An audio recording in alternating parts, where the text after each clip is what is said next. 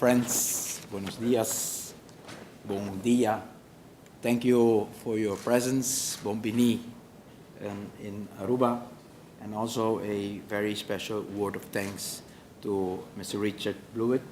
And when we had our first meeting, I requested him to see if it would be possible to have a more intensive preparation for the SITS conference in Samoa in order for us within the Caribbean to get to know each other better and prepare better for this very important platform that we will have to present the potential of our islands and our countries.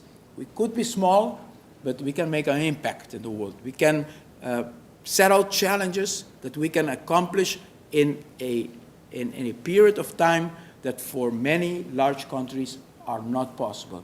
And if you find within your own country, within your own island, that potential of the things you can do that would stand out in the world, and the technique and the technology and the know-how that you will be employing in order to reach that goal, that will be a source of a new economic activity for your country, because you can export that knowledge, because there's no stronger base to export from is where you can prove that whatever you're selling, you have done it yourself. And that's what we are doing in Aruba, and I hope during these days you get an opportunity to see it. We would like to learn from you.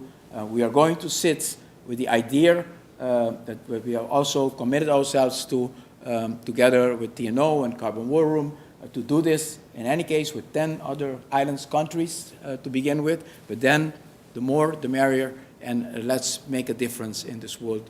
And I'm sure you can, as good business people, turn these ideas. I'm a politician.